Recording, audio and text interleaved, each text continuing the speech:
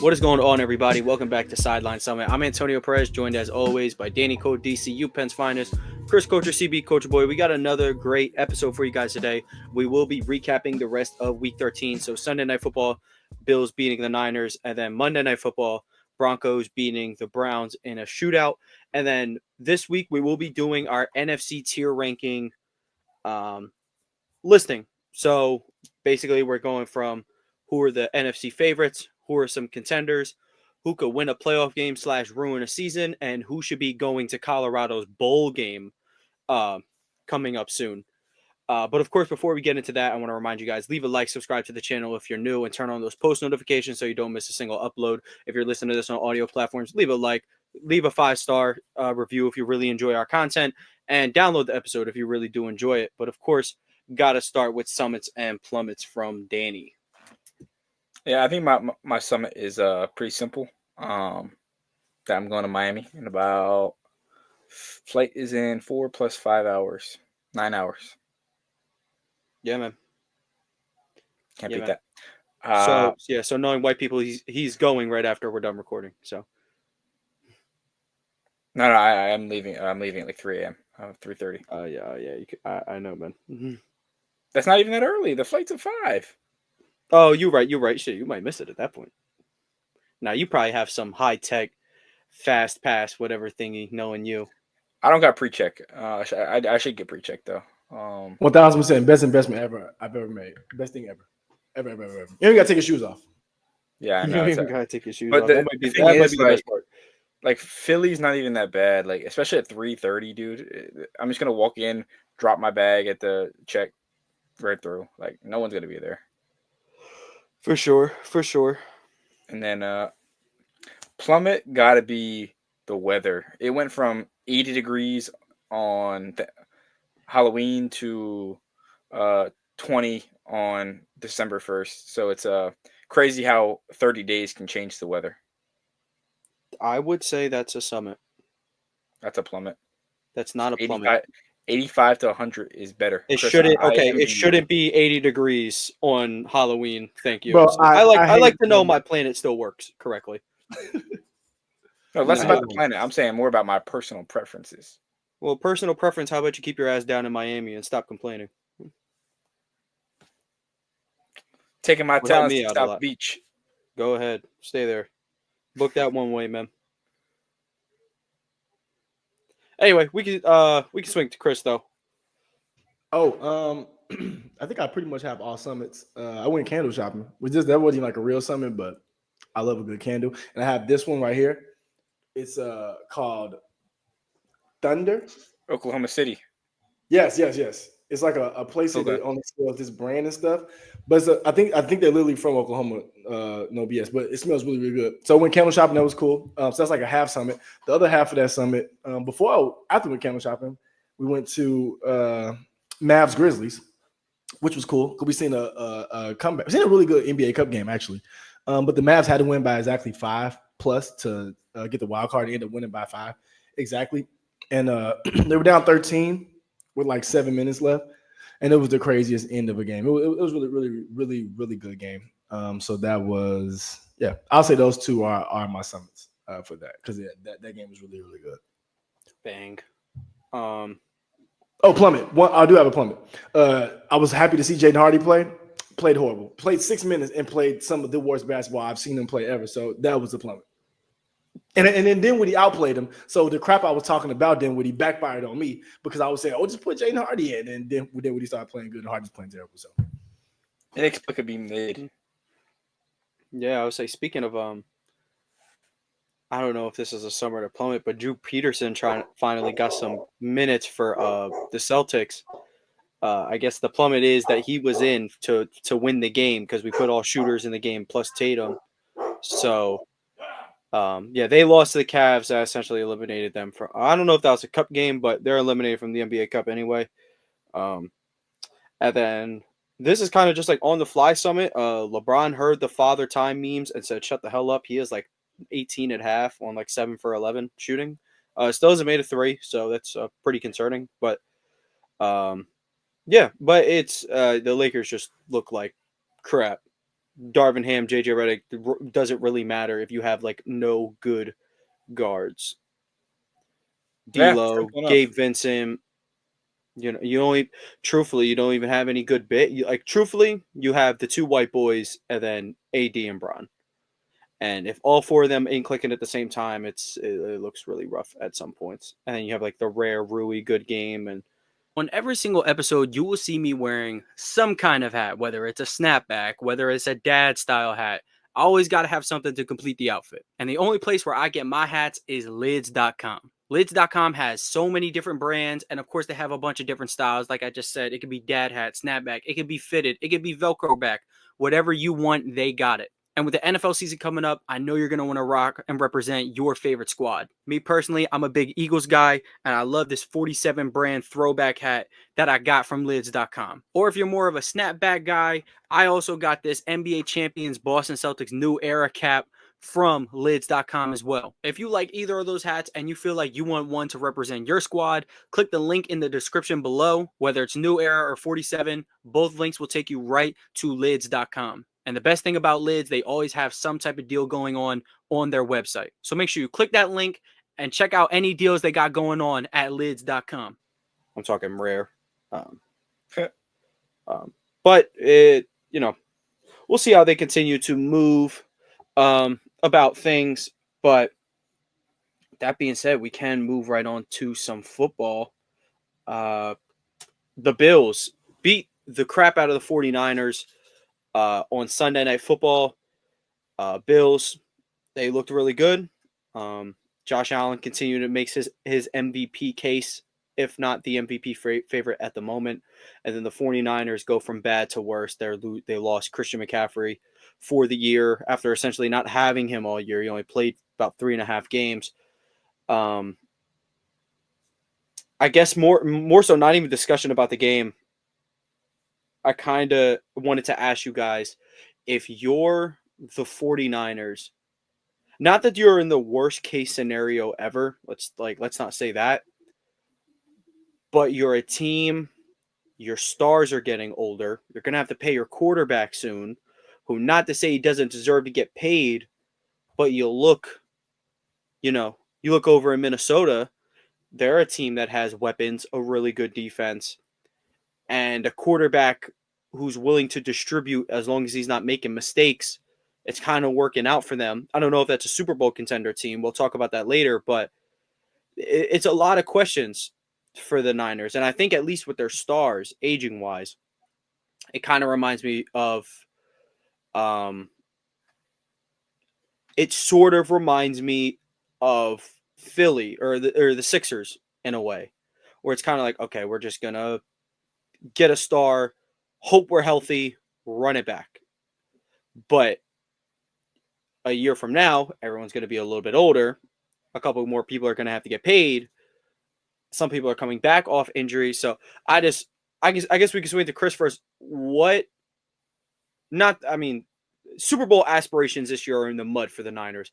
But going next year, how do you think they should approach things? Should they sign a new quarterback? Should they keep Purdy? What are some contracts they might need to move? Like, what are some things the Niners could build on? What should be their approach next season? I think I have an unpopular opinion in this, but when Kyle Shanahan's coaching Caleb Williams in Chicago, I think that would be the time to just start all the way over. He's not getting fired. No, not getting fired. I don't think he'll get fired. They're going to trade him. They're going to trade for him like basketball. Trading the coach. I'm trolling, but that would be funny, dude. That'd be like an all-timer. I did see something about that though, and I don't think that's as real as anything. But just outside of that, I think you should, because I think the biggest point is what you said. Your stars are already aging, so it's like now you still are paying them. Then you have to pay your quarterback. It's like, is that money well spent, or is it better to maybe pivot and maybe try to restart? Or maybe if you do pay your quarterback, maybe you do try to trade some of those older weapons for some younger pieces or younger draft capital or something like that. In that sense, I don't know. I think this team has reached its ceiling already, which was an appearance, which was good, a Super Bowl appearance, which is good. But I don't think they're going to get over the hump, and I don't think they're going to get any better before they get worse. So that's my look on it. I would try to start over if I'm them. 2 Super Bowl appearances. 2 Super Bowl appearances. I'm sorry. Well, one with Jimmy G and the one you like actually had in your hands. Well, I guess the one with Jimmy G you had in your hands, but asking Jimmy G to protect a 10-point lead is a little much now. um, Danny, what's your outlook on it, considering, you're a guy that's come around to Purdy this year, like a lot I of come around us. to Purdy. I haven't come around to the Niners. I've said the Niners are very beatable for the last 2 years. I've I'm never. going to be honest. I'm going to be honest. You're going to have to find that. You are definitely going to have to find that because I've never heard you say that a day in your life. I just haven't been big on the Niners. I think that their weapons have been overstated for a long time. I think Ayuk is the best weapon. And he's hurt. Kittle's awesome. Kittle and Ayuk are both. Ayuk was bad when he was healthy this year, so they have a questionable direction. But what I will note is when Kyle Shanahan is on the team, that team is. It's like you saw it the year before Jimmy G took them to the Super Bowl. Jimmy G broke his ankle and was out for the year. Like this team could go 5-12 and then make the Super Bowl the next year. So I don't think it's like time to rebuild, but it might be time to retool. Yeah, some retooling is definitely in order, and it kind of does start with how are we going to handle Christian McCaffrey? Because, as much as we'd love to stick by his side, he's a top 3 running back in the league. Is he going to look top 5 when he comes back from yet another injury? He already wasn't looking great when he came back from this recent Achilles/heel injury. Now he's going to come off a PCL injury, already on Having a wrong full side of year, 30. having a full year might help. It might, but he's already on the wrong side of 30, and he has probably the worst injury history of any star running back in the NFL. So, if they decide to keep him, then the next thing you look at is, okay, we have Brock Purdy, a quarterback, who remains incredibly cheap right now, but at some point we're going to have to, talk extension. Do we want to do that? Mind you, they know better than anybody. They got Purdy in the 7th round. In a weaker quarterback class coming up, somebody not necessarily bad, but, could use, if they have Kyle Shanahan, they'd be great. Maybe they could have that fall to them in the 6th round, or they could just hold off and maybe see what's available in the free agency market. Here's another approach I was considering. Like many people, the Eagles signed Saquon. It's like, oh, why would you pay that big money to a running back? Anybody can run behind that. The same logic could be told for playing quarterback for the 49ers. Anybody can do it. We've seen it with a bad quarterback, Jimmy G. You've seen, I guess you could, I love him, but you could say you can see that with Miles. Then you get an average quarterback. I would say Purdy's a little average number wise, but I think Brock Purdy's a really good quarterback. That's kind of like DeAndre Swift, where it looks better. We're definitely a better team on paper now because of it. But what if you threw like Dak Prescott in there? Like, what if you threw, I don't know. Like, I can't think of too many guys that aren't locked up for their current team. Shador is not an elite NFL quarterback. Let's not get ahead of ourselves just yet. Hey, I will say this though.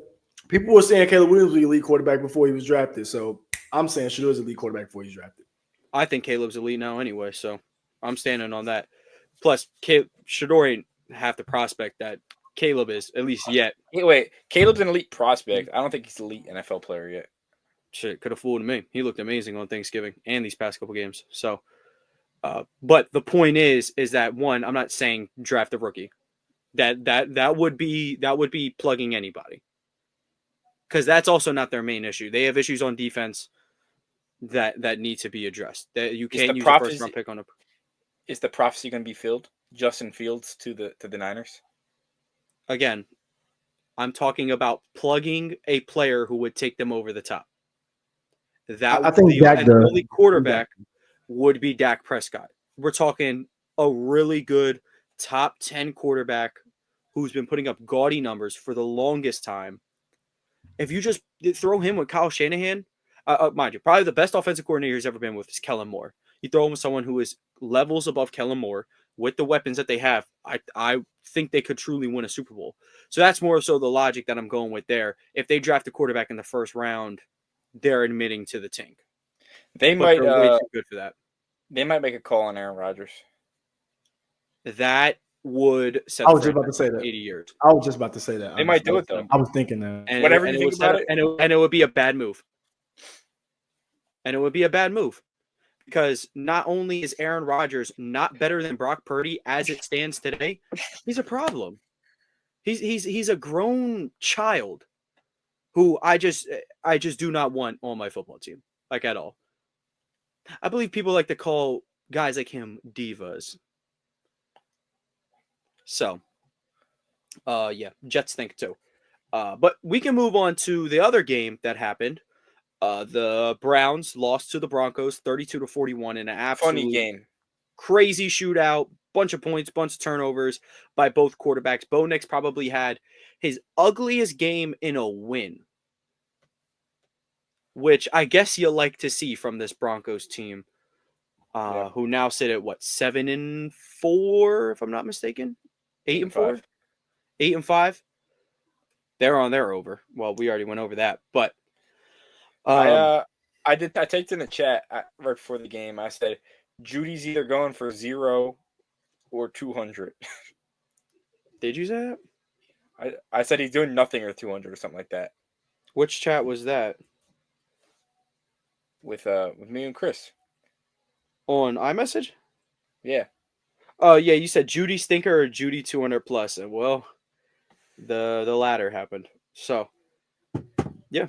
Call him. And I said, well. I said, well. well. Yep, and he absolutely dominated and has really been one of the better receivers in the NFL since Jameis Winston's taken over. Man, dare I say, Jameis is the first good quarterback that he's had. That is true. Or at least a guy, first quarterback who ain't scared. Who's Judy had since he's entered the NFL? Russ. In 2020. He's had a Russ who in Denver, he knew slants and throwing deep down the sideline. He didn't know the creativity that Judy brings to the field. He couldn't throw it deep over the middle. That's never been Russ's game, respectfully. They were never going to work. Then you had... That's basically it. I mean, well, he had some years before Russ. I think he might have had Drew Lock for a year or so. That's not good. And then he comes to Denver, or he comes to Cleveland. Deshaun Watson is a clear shell of himself. I think shell is putting it lightly. This doesn't even look. He doesn't even reminisce. He looks nothing like the old dude. And then Jameis, who is this guy who's he'll throw it to every piece of the field. He ain't scared. Clearly, he had 3 interceptions.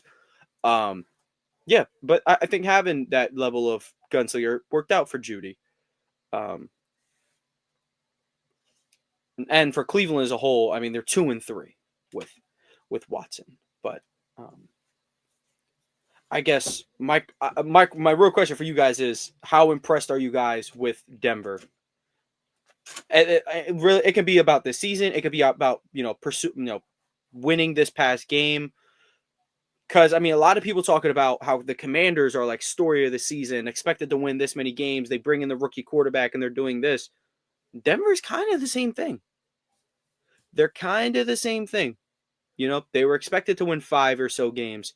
They bring in the rookie quarterback, stinks it up the joint for 2 games, and has been statistically neck and neck with Jaden Daniels the rest of the way. So just...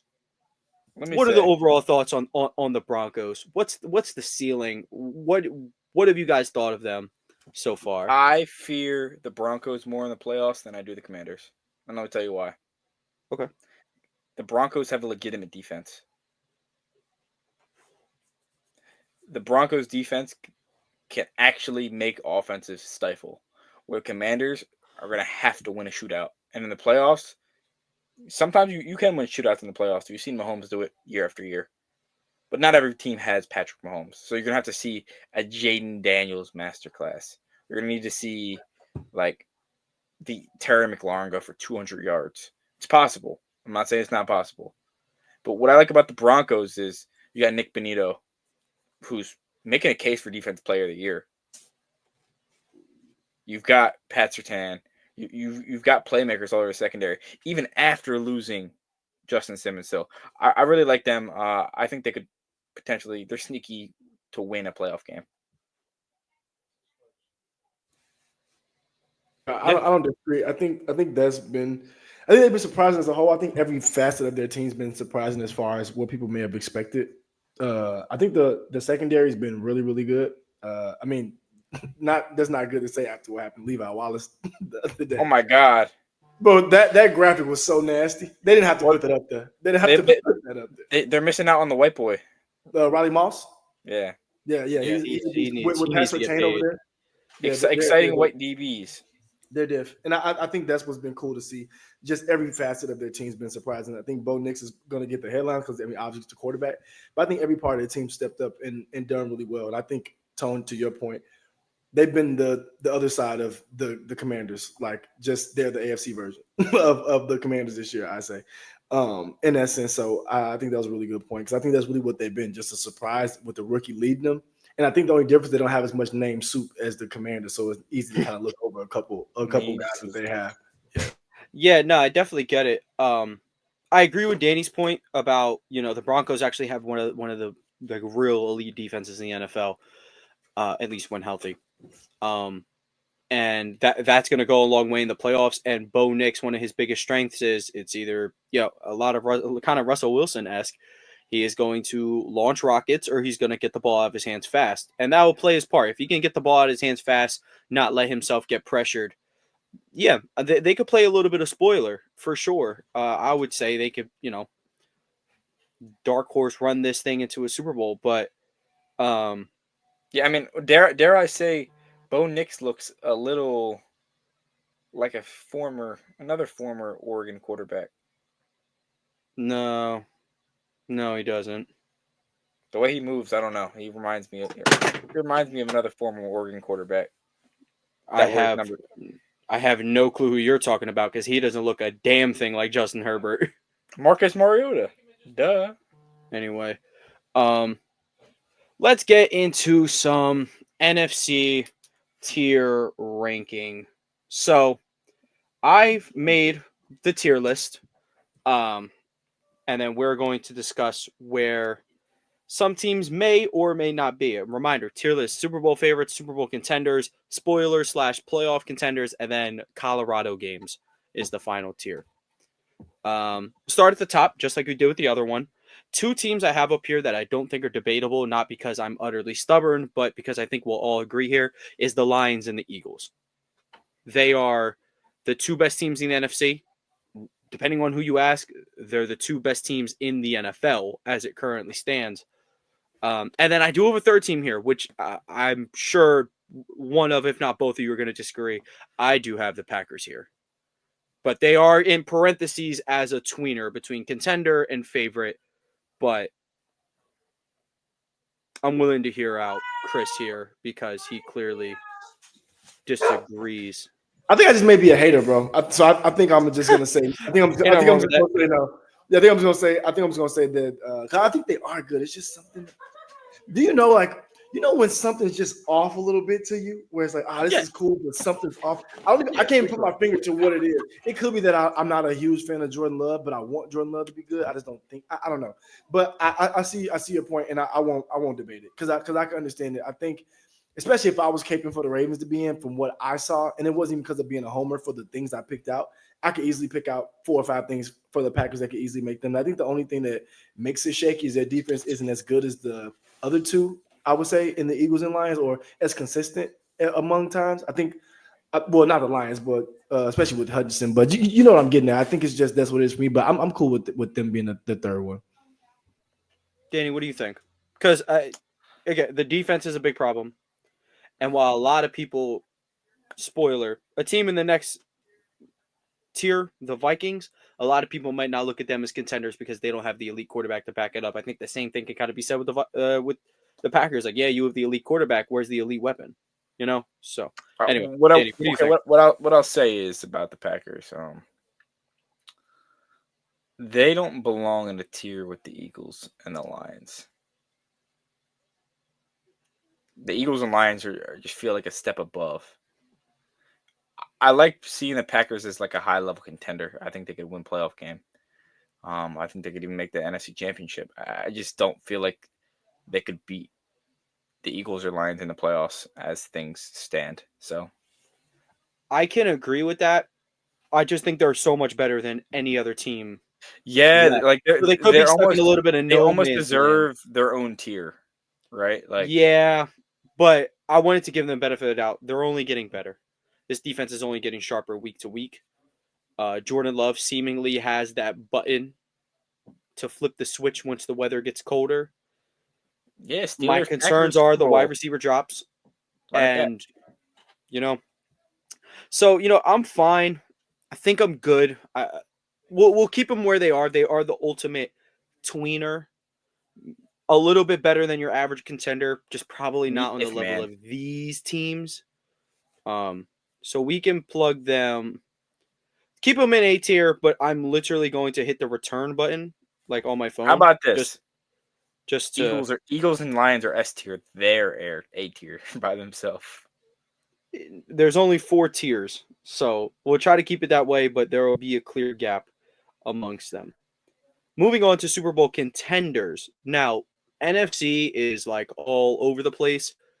The gap between those top 3 teams, like I'll put it this way: the gap between the Packers and then that top tier is smaller than the Packers / this one more team and then everyone else. I have the Vikings in here. Elite defense, top tier weapons, a quarterback who time to be determined whether he has the playoff juice. We have the Seahawks, the Commanders, and I have the Buccaneers in here. So there's 2 that I really think we could talk it out, which is fine. This is what this is for. Are we cool with the Vikings being in contenders? That's fine. 10-2 Vikings. 10-2 NFC, Vikings. yeah. You know what I don't like? I don't like the Commanders here. That one really wasn't up for this. That's the one I hope it wasn't up for discussion because they're gonna make the playoffs, and that's like they're probably gonna face the Eagles, so it's not really a bad draw. But for like anyone else, that could be a bad draw. Why not? Well, why not the contender? Or is it still the defense thing? Their defense has not shown any sort of improvement. Their offense, as anything, has regressed in good old fashion of their offensive coordinator. And I just don't like the fashion of some of their wins early on and the teams that they beat. They haven't beaten teams that are in the playoffs. They haven't shown any. They haven't shown me any convincing wins. I'm not trying to be like a college football like analyst and be like, oh, I need to see a top 20 ranked win. But like, I know you're playing only who's in front of you, but you've lost to teams that are good teams in front of you, and you only beat the teams that are average or worse in front of you. So it just kind of stifles me to say, like, is this team really a contender, or did they just get lucky to draw with their schedule? Okay. Chris, any thoughts on the Commanders? Would you move? Do you think they should move down? Are they probably more of like a playoff contender, not really a serious Super Bowl contender? Yeah, I see them more as a playoff contender. I don't think they're as good as Packers, Eagles, or Lions, or Vikings, honestly. I think they're right under them, though. I think they're like right next. We're not under them, like right under a step or 2 under the Vikings. So I would say maybe not the contender list, but the playoff contender, yeah. I mean, obviously they're going to make the playoffs. I know it's hard, but. Now, the ones I really thought you guys were going to disagree with was the Seahawks. But the reason I have the Seahawks where they are, first and foremost, McDonald's, the defense is we're starting to stack some performances. And that's really what we needed to see out of them this year. And I can't even, like, if they start to build this towards the playoffs, that 100% means more than what I saw through the first whatever weeks of the season where this defense just wasn't showing up. On top of that, Geno Smith, of course, while DK has still been, a heck of a player, he's starting to, him and the coordinator, they're realizing JSN as a weapon. This guy who can line up in the slot, run any route you ask him to. He's just going to spawn open downfield, and it's really shown in the past month. I think having that reliability at the receiver position with JSN and DK to go along with a run game that hasn't been like too great this year. I'm not going to lie. But they're two guys that you can at least rely on, and Walker and Charbonnet. So while the record might show it, and maybe a couple of weeks ago we definitely wouldn't have thought that, I think the big win on the road against San Fran was great. And then their win this past weekend, or I should say, it's been Niners and then the Cardinals, and then this past one that they won again, just like that. They're back in, hunt for the division, winning the NFC West. And in my eyes, I think they're a Super Bowl contender. And specifically, that Niners win was huge just from a psyche standpoint. I thought they had nothing for them. They went on the road and beat them, which Danny called. I was like, I got to give them their flowers. So, is there any disagreement on that one, or anything you guys are worried about them in terms of what you need to see out of a contender? I agree with that, but okay. I do want to make an argument for a team over the Commanders. And you're like, oh wait, what? I was like, wait. Do we want to finish up this tier talking about the Bucs though? We can. I just wanted to say, like, I have an argument for a team to be in this tier. Okay, well, we can get to that one, so just hold that thought real quick. Chris, did you have anything about Seattle? No, nothing that you guys already didn't say. I don't want to just repeat it, but I won't repeat it. Yeah. Okay. I pretty much agree. Then going, okay, well, Chris, staying with you then. I think the Bucs can still be a Super Bowl contender, even without Chris Godwin. Bucky Bucks. So what do we see from the Bucs where we don't think they have that kind of juice? The thing I would even say that gives them the juice without Godwin is Baker Mayfield, which in the Big 2024 that may sound crazy, but I think he's one of those type of like the other source of juice. Yeah, and like it's good juice, but like if he gets into a playoff game, I think he can be one of those players that just has like a Baker Mayfield and college type of game and wins you a game, but I don't know if it can win you 2 or 3 games to get to the Super Bowl. So I don't know if they're a Super Bowl contender, but I think they can be one of those guys one of those teams that not only wreck a season, because I know that's one of the tiers too, but can win a playoff game too. And I think it's more so because the Baker and Mike Evans connection has been so good, and their running attack has been really, really good too. So I think those two things will make me think. I think maybe Super Bowl contenders a little far from me, but I think there'd be like I wouldn't mind putting them right where the Seahawks and that tier is right there. Yeah. It's 4 tiers for a conference that is just very wildly diverse. Danny, what are your thoughts about the Bucs? I think the Bucs should be below a team that I think that we're going to discuss in the other tier. I think without Godwin, this team is not a playoff contender. So I guess I'll let you. I'll let you take the mantle. What is the team that you think should belong over the Commanders and the Bucs? What I will say is not just without Godwin. It's just without a lot of pieces on defense. They're banged up overall. They're not. Health is definitely an issue. But I do think that an NFC West team named the Rams, Los Angeles Rams, should be. What they do on offense is proven elite. The only team that's really stifled their offense. I love their offense. I think their offense can go toe to toe against most teams in the NFL. The only team that's really kind of stifled them was the Eagles. And they just got stifled by the Saints. They just put up 20 points on the Saints. It's wildly. Okay, now it's win is a win to, they can go shoot it out with anybody, which is untrue. They can't shoot it out with anybody. The run game isn't solid enough. Kyron Williams is not necessarily his fault, but it's wildly inconsistent. But I'll take their offense over the Commanders any day of the week. I would not. Matthew Stafford isn't enough. Either, but that's interesting. Yeah, he's not enough of a creator with the line that he's. Well, they have to make it first. So that's one thing. And then their defense just does not have that juice. They're not that strong in the secondary specifically. And I don't know. For the names that they have, it might look great on paper, but they haven't been putting up those outputs for me to really give them the nod. You'll see when McVay turns Emmanuel Forbes into a Pro Bowl wide receiver. Right, because receivers their problem.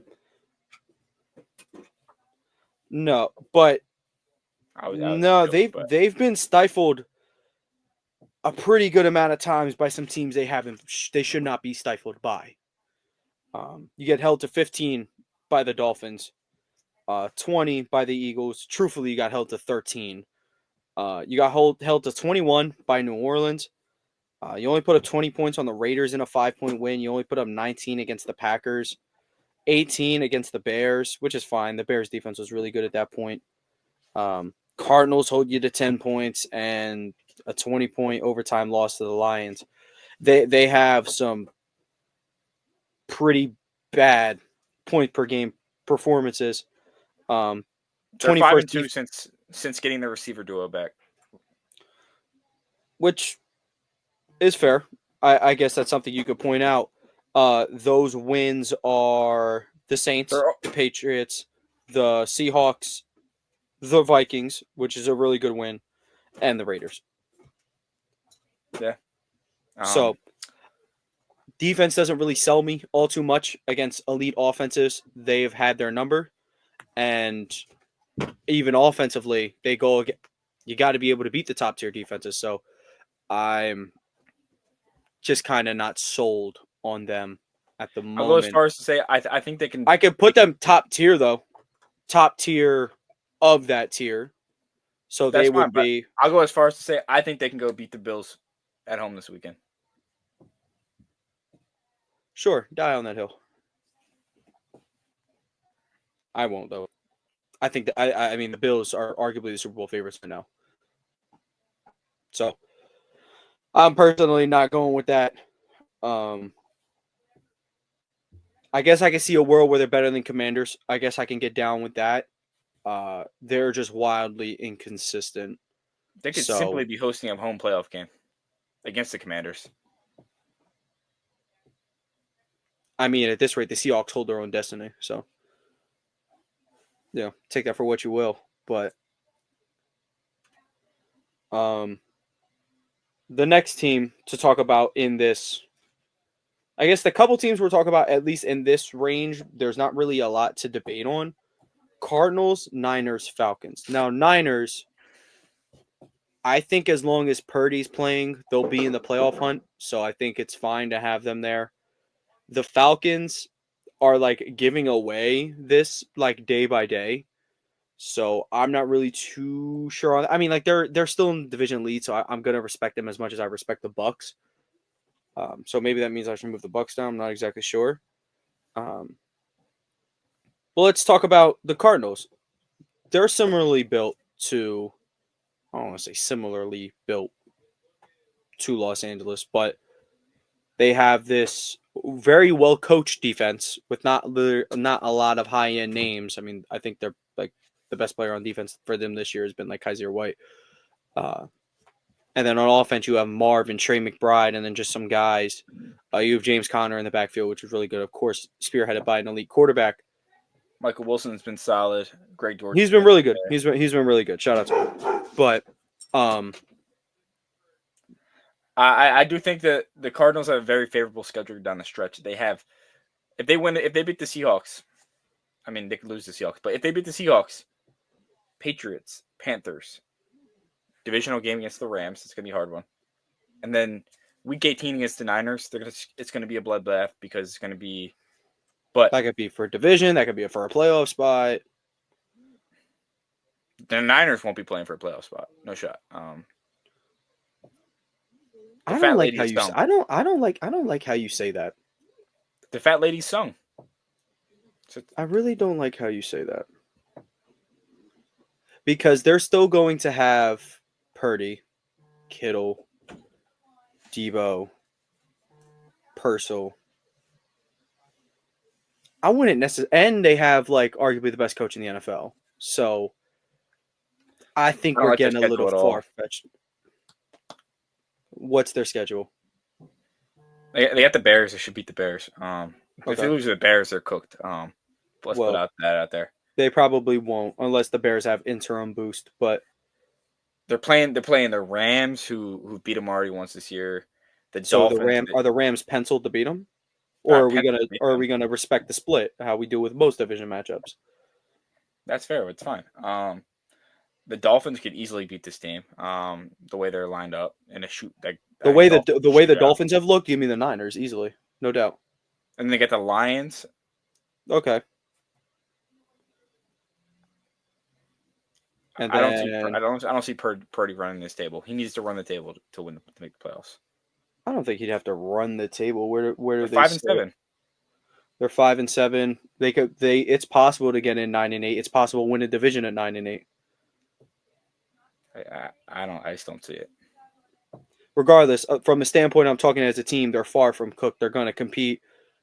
And what do you know? What if they end up ruining Detroit's season? What if they rip home field advantage right from Detroit, and Philly just walks in and takes it?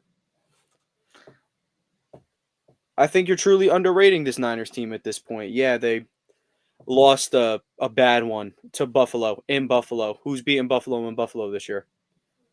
No one. Not to my knowledge, off the top of my head. No, they lost to Houston in Houston. I can't remember their second loss. Oh, and they lost to Baltimore in Baltimore. Yeah, they don't lose at home. So, unless it's the Chiefs. Well, they beat the Chiefs at home, so I don't know what to tell you, man. It mattered, but yeah, sure enough. I mean, did it count in the win column? I think it mattered. For now. I mean, it. What do you mean for now? Like, what do you mean? It matters. They won. It matters. It's gonna matter down the road too if they get home field advantage or they need the tiebreaker over the Chiefs. It matters. Okay, so as it stands out, we have our spoilers / playoff contenders: our Rams, Commanders, Cardinals, Niners, Falcons. Is there any objections to those? Does anyone need to move up? Does anyone need to move down? No, that's fine. Okay. Now, the teams I have in Colorado games are Panthers, Saints, Giants, Cowboys, Bears. Here are the two I'm feeling iffy about. We can start with Chicago because they play everybody hard. They really do. I mean, we're talking like their last 4 games have been like absolute heartbreaks. 4 games where they were totally in position to win. And, they just can't close a game. And, that's an entire coaching thing. I don't want to say, oh, their interim head coach is going to come in and then they're just about to run this table or they're going to be able to close every single game because that's just not how it works. They might, get a win or two. Chris, let me ask you, are the Bears more in Colorado games tier, or do you think they could play spoiler down the road type of tier? I think it's unfortunate because I think they are in the tier where they play spoiler, but I think for them it'd be better if they were in Travis Hunter tier in that sense of not fighting to win these games. Just to add another piece, I think you want to get the continuity, so you want to play well, but the wins I don't think are going to help you as much as just the continuity. So I think they're going to be a team that's going to play spoiler because they're a pretty decent team, I think, and they played everybody hard, like you said. But I think it would serve them more to be in that Colorado range to get, even if it obviously isn't a Travis Hunter, they wouldn't get number 1, but to be able to add another piece, whether it's a high-end lineman on either side, whatever the case may be, I think that will be more serving to them. But I think how they play this year, I think they're going to be a spoiler team, a team that spoils somebody's season. Yeah, tough for them. They have Niners, Vikings, who they lost by 3 by. They have the Lions, who they lost by 3 by.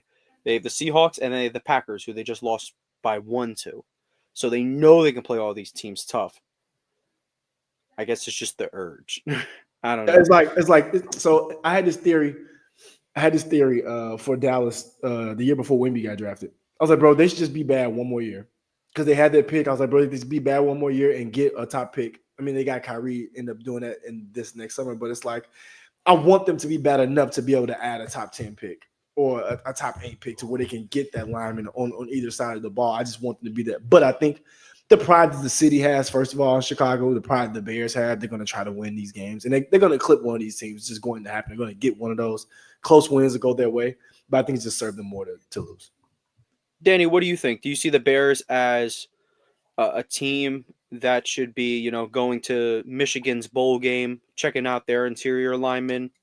Or do you see it how Chris sees it, where it's like they're probably going to clip some wings down the road and, you know, not ruin somebody's season, but like they get that win against Detroit, bang, now Detroit falls out of the 1 seed, and that's an entire extra playoff game that could inadvertently ruin someone's season. So what do you think about the Bears? Yeah, I don't know, man. This team is like, it's like the last 3 years. They're like, well, if we add this piece in the offseason, we'll be win these games, and with the close games, we'll convert and actually win. It's at some point, it's something's got to give. I know that you've got Caleb Williams, and it's a new era in Chicago, but the team has continuity outside of Caleb Williams. Yeah, team. But that's the most important piece. There's pieces on offense. But I said that's the most important piece to have continuity on the offense, because if Caleb isn't rolling, then how the offense can't roll either. Well, that's my point. If you're coming in and hypothetically upgrade at quarterback, but the rest of the team has continuity, and the team's only if at this point taking a step back, it's questionable. I think there are some issues in Chicago that I think don't lie on the offense, don't lie on the team and personnel. It might lie more of culture, more of that's why they fired Eberflus. So looking forward to seeing Bill Belichick out there in Chicago or somebody. Not Yeah, again, me personally, I would hope they get an offensive guy for oh yeah, for sure. But yeah, like a Joe Brady or something. But they're gonna wind up getting Arthur Smith. That'd be brutal. That would be really brutal. That would suck. I'd have to sell a little Caleb stock on that one. You ready for Zach Taylor? That would also suck. I'm hoping they just go with Joe Brady or maybe a Kellen Moore or someone from Ben Johnson. Ben Johnson if he's trying to leave. Clint Kubiak if he's trying to leave. Yo, Bieniemy's coming back. Going to coach the Bears. Yeah, I'm cool on Bieniemy. Panthers been really fighting hard these past couple of weeks. They are certainly not ruining anyone's season, though, as it seems. Saints, again, a little far gone. Wild things can happen. They could win the South, but again, MVS might ruin a fantasy football season. What, yours? No, somebody else's. MVS might ruin somebody's season in fantasy football. Maybe. Giants, we just saw Thanksgiving. They're, of course, watching every college team in the country, trying to find out what to do. And then the guy they drafted number 6 overall, then paid $40 million with. Come on now. Yeah. And then the Cowboys are a weird one because they get backdoor playoffs. So time all the way out. They can backdoor the playoffs, but the Niners are done. Yep. I'm out. The Cowboys won't win. They won't win one more game. They won't win one more game. I'm fine with arguing that Cowboys could be spoilers. There's no way that the Cowboys have a shot to make the playoffs, but the Niners don't. I think the Niners and Cowboys have the same exact shot at backdooring the playoffs. I think you're delusional. I think you're absolutely delusional. The Niners have the better defense, flat out. Their defense is better, and their offense is miles better. So that would make them a better football team. And they're better coached. I don't see how you could see that.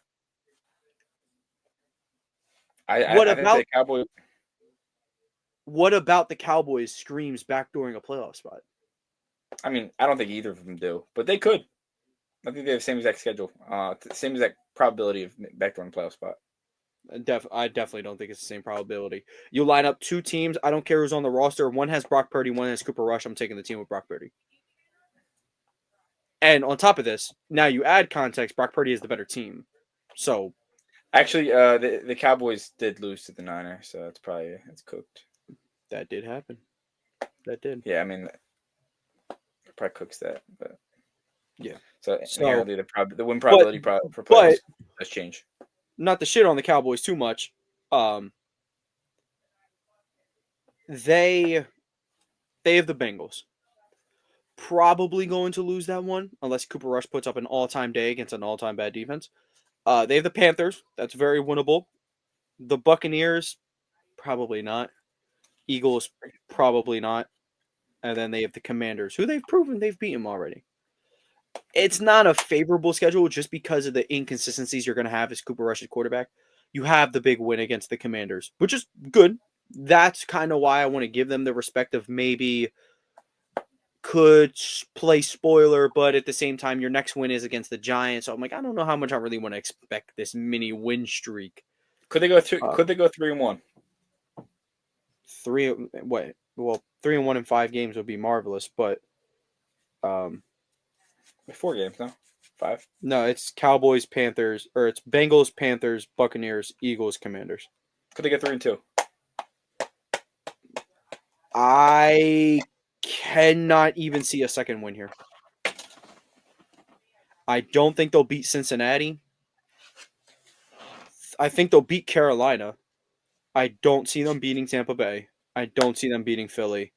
And I'm going to respect the split on the Commanders because I don't even think the Commanders had no business even losing the first one. But special teams errors, I get it. I don't know if I could see a positive record down the stretch for them because I mean, maybe they split with Philly in a marvelous. Let's be for real, Yeah, man, we're kind of days of splitting with Philly are done. That was the. We'll forever split with them as long as they have Dak Prescott. J-Jaw days. We've been splitting with them for years. J-Jaw, I know. So, yeah. I almost called J-Jaw JSN. Would have been legendary. Same player, right? Something like that. Nah. So okay. So how we have our final tier list. Our favorites are Lions, Eagles, then the Packers. Super Bowl contenders: Vikings, Seahawks, and then we have Bucks on the fringe, along with the Rams and Commanders on the fringe. So they're high-end playoff contenders. We'll call them that. Followed up by the Cardinals, Niners, Falcons, and the Bears tweening between spoiler and early Senior Bowl recruiting. And then at the bottom, the Reese's Senior Bowl to you. My fault. Draft starts in mobile, baby. Mobile. But and then Panthers games, or the Panthers will be at those games. The Panthers, Saints, Giants, and Cowboys. Panthers might have a couple people playing that game. Actually, was what I seen this year. They got a couple people go back and just roll back, get a couple snaps. Yo, I want to get drafted again. Let me go out there and get some drafted again. Yeah, let me start over. I don't know. They have some defensive linemen who will go out there and probably get their face kicked in. Yeah, it's bad up there. But look, Xavier Lee got catching footballs from Shedeur Sander. That seems to be everything we have from our tier list. Of course, if you disagree, comment what you disagree on and why it's and that call me an idiot. Packers are not for sure so tier 1. Call me an idiot in the comments so I can argue with you. Yeah, you are an idiot. You said the Niners have no shot at the playoffs, and just said Cooper Rush could make our glorious National Football League and National Football Conference playoffs. I'm out, man. But let's get to these hots and locks. I'm pretty sure I already said how we did last week, but just to restate, I got Panthers as my hot take was wrong. Certainly the streak ends. And then my lock of Kansas City over Vegas was correct. Chris, both his hot and lock was wrong as he had the Bears and the Finns. And then Danny was wrong on the Finns with his hot take and then correct on the Rams lock against the Saints, even though that was a brutal sweat, apparently. But I would say with 2 1-1s, I guess we could start with Chris on his hots and locks for this week. He can go first since he wasn't able to snag a win last week. Since I'm actually trash, it's your turn for bad juju, Danny. Okay. Sorry. So my hot take is the Browns beat the Steelers because please. I'm kind of trying to speak it. The Browns beat the Steelers, and then my lock is Eagles over Panthers. You're giving us both bad juju. Yeah, because let me tell you why. Let me tell you why. It's not at y'all. You know, I love y'all. Y'all are very great people. But I have a coach with CTE. I have a kicker whose foot has CTE. And Deontay Johnson did a voluntary DNP. So now I have sadness all over. So I have to spread something to y'all. I'm sorry. Fair enough. Danny, you're free to go next. I would say that's like the hottest of hot takes because the Browns sweeping the Steelers. That'd be hilarious. It would be not. I have no dog in the fight as always, but that would be really fun. But Danny, your turn for hots and locks. What are you bringing this week? Oh, the lock of the week is the Pittsburgh Steelers. 20 straight home wins against the Browns. It makes it 21. 20 straight home wins? Exactly. Yep. That's ridiculous. 20 years in a row, they beat the Browns at home. So I don't see it changing.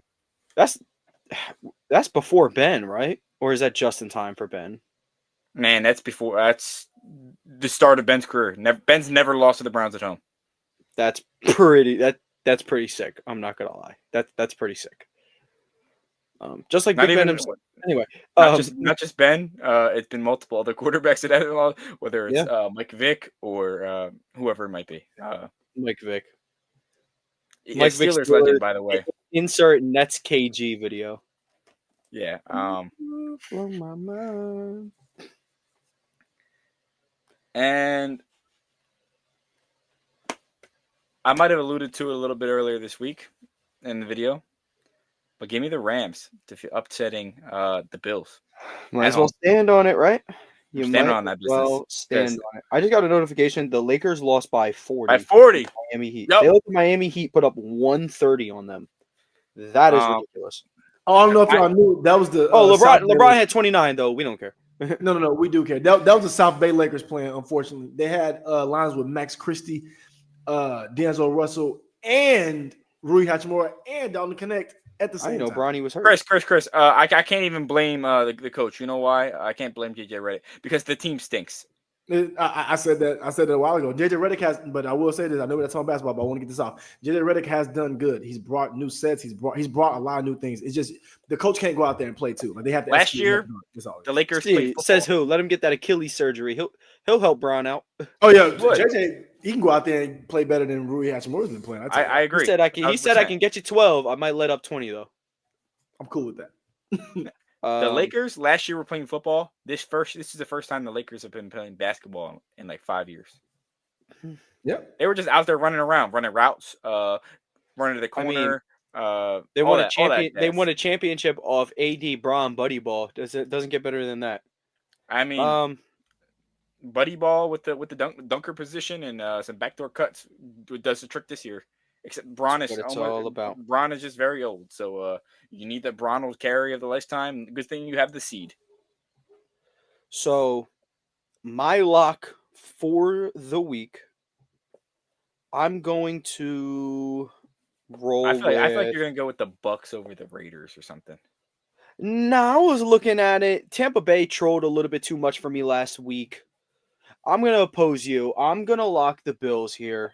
I'm going to have to stand on that business of them being the AFC favorite and Josh Allen as the top 2 MVP candidate. And then my hot take. I'm just trying to do this to bless Saquon Barkley. If the Rams do this, Allen loses MVP and then Saquon's MVP. God. And then my hot take, I think the Chargers will win in Kansas City. Finally. I don't know how long it's been, but 10 years, 20 years, I think they'll get a win. Cut that gap of the division down to a mere 2 games with 4 games remaining after that point. And we'll see how it goes. So the hot takes, I have the Chargers over the Chiefs. Chris has the Browns over the Steelers, and Danny has the Rams over the Bills. As for the locks, I have the Bills over the Rams. Chris has the Eagles over the Panthers, and with no good intent behind that pick. And then the Danny is locking his Steelers against the Browns. Bryce Young masterclass on the way.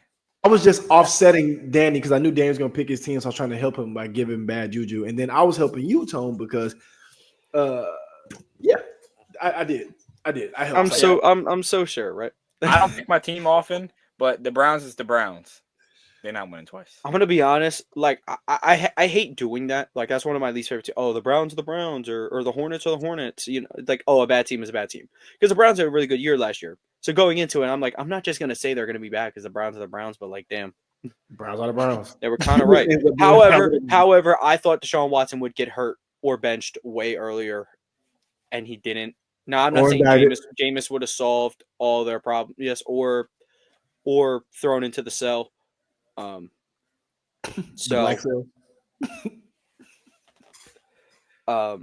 before we get out of here though, do y'all have any issues with your Apple Music / Spotify raps?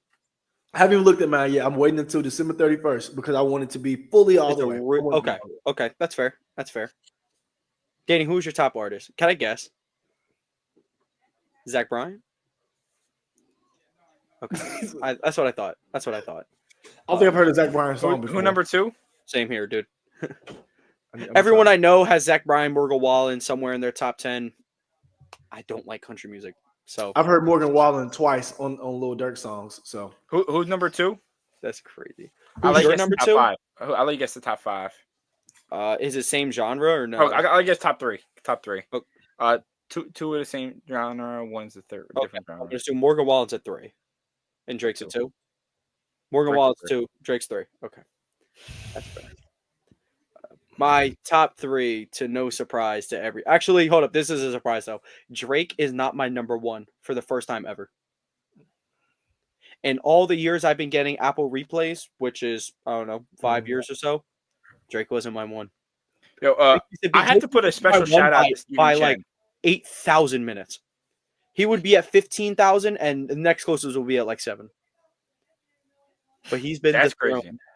I have to put a special shout out to Steven Chen, who has eclipsed 98,000 minutes listened to music this year. He's approaching 100,000. He has, which is equivalent to almost 70 days of music listened to. I mean, he's in his car studying, just got music in the background. He told me that he listens to music like 16 hours a day. Jesus. Hey, man, you got to love music to do it, man. He sleeps with music on. No, yeah, that's also going to play. So do I. So, yeah, that's going to play a part for sure. Oh, his top 5: Rod Wave, Zach Bryan, Fred again, and John Mayer. Man, that's like his shit all over suck, bro. You lost me at Rod Wave. That's bad, bro. Rodarius Wave. That's bad sound waves, bro. That's horrible intercommunications. That boy see lost me at Rod Wave. They got Drewski 3.0 on the screen. Oof. Yeah. GG. The weekend was my top listen this year. Don't get on me. I love mainstream music.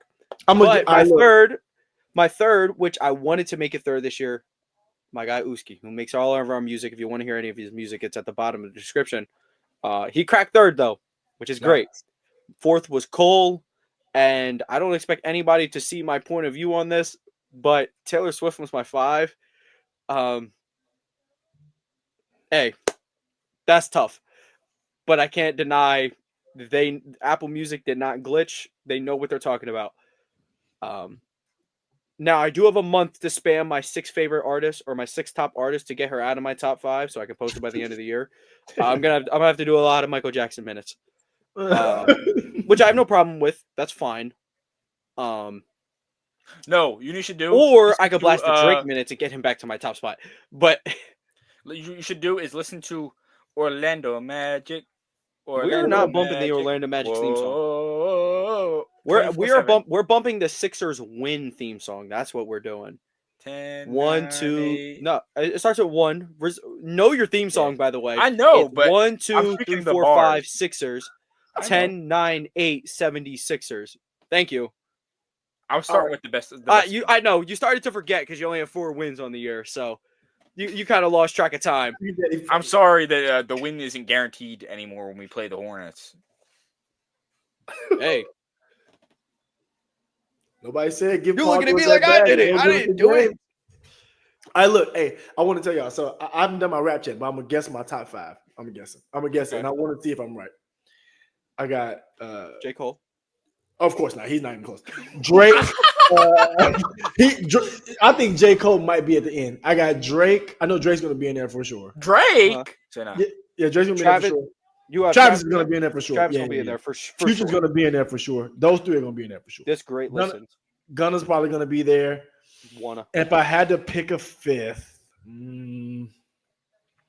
if it's just off the last week, it's probably gonna be Central C. Oh, by the way, Maxey going to the stripe down 3 with 1:20 left. But the crazy part, if the 5th one might be Kendrick. It's gonna. No. The 5th one's gonna be Don Toliver. It's gonna be Don Toliver. That's what's going Kendrick was 9th for me. Realistically, though, Kendrick was 7th because there are 2 girls on there they're on a weekend song that I listen to so unbelievably much. They made my top 10. But they're not really. I'm not here for them. Well, I am here for them. Don't get me wrong. They did a great job on the feature, but y'all not really here. So it's really Kendrick at 7, 21 at 8, Future at 9, and then I think. His mouth. I'm gonna be honest. I think P&B Rock made my top 10 again. He used to be my stamp number 3, 2 or 3 every single. It used to go Drake, Uzi, P&B Rock, in some type of order. But now it's just The Weeknd and Drake alone at the top. How it should be. Where it's act like they're not beefing. They're totally not. I posted on my story. I said, guys, get along, ass rapped. It was that low key. Guys, stop fighting. Drake, this isn't you. No. And the last thing I want to say, I want to give a shout out to my little cousin for committing to ULM today. Oh, yeah. Louisiana Monroe. Yeah. And another one teammate. That's where General Booty goes. Yeah, Old Dominion, and then another one committed to North Carolina. So that was cool. They had a pretty good day today. Is General Booty about to throw to him? Hopefully. Is he going to be there? They said league him, unfortunately. We're not leaguing General Booty, I'm afraid. Because he's not better than McCord, and I don't know if we're leaguing McCord. Kyle McCord's getting lead off Aura alone. You've seen the locker room video. I'll take Kyle McCord over Drew Aller, though, for sure. Oh, Drew Aller's not even I don't think he's the high school quarterback. It's so crazy how he has all the tools and he's just not good. Just not good. But as you could tell, we're clearly getting bored to this point. So thank you guys for tuning in. Again, if you're watching this on YouTube, leave a like, subscribe to the channel, and turn on those post notifications. You don't want to miss a single upload. If you're listening to us on audio platforms, leave a like, 5-star review if you enjoy the content, and download the episode if you really did enjoy it. AP New Freezer, Culture by Migos, DC Comics. Thank you guys for tuning in. We'll catch you guys on Monday. Enjoy this week of football.